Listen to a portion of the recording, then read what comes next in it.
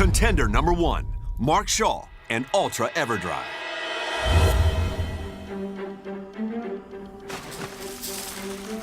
Ultra EverDry is super hydrophobic, meaning that it repels water far beyond what you're normally used to. Ultra EverDry adheres to any surface and creates a microscopic barrier of air. So when you pour liquid onto it, those air pockets repel the fluid by never allowing it to actually touch the surface.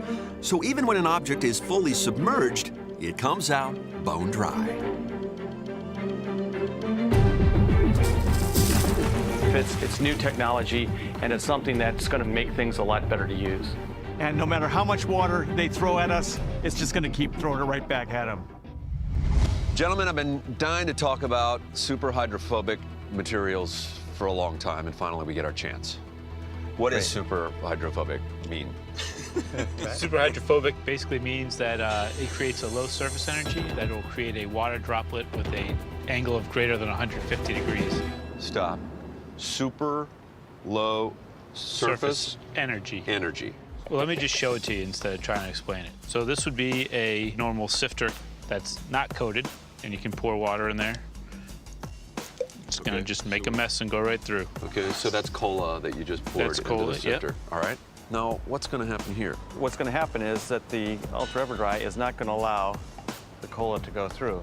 And you can see that we can actually move it around in there. And it is showing how water resistant and water repelling the material can be, that it even turns something that's designed to allow water to flow through it and actually holds the water.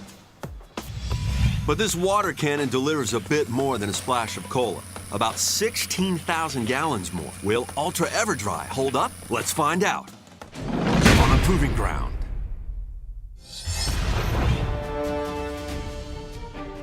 We want to know what happens when we completely submerge an object that's been protected by Ultra EverDry.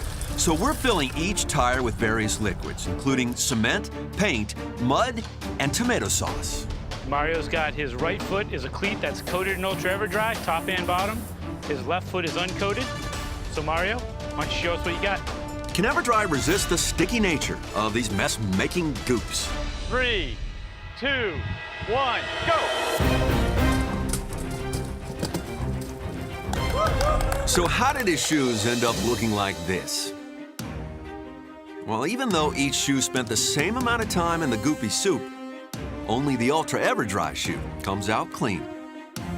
I think its ability to withstand water and repel those liquids is going to carry it to the finish line. I don't see Ultra EverDry being beat.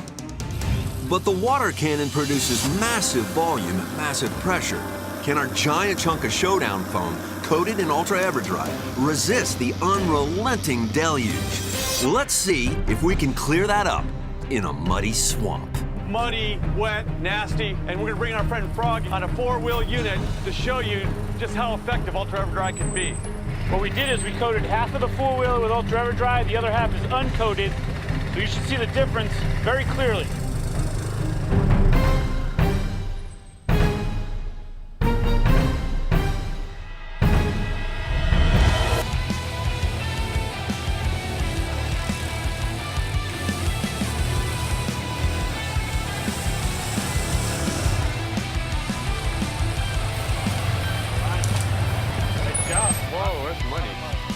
So is half of this 4x4 dry, even under these extreme conditions?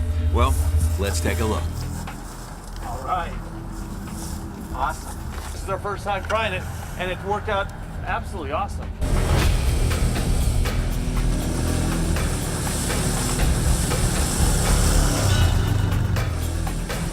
And what's cool is this is perfectly dry.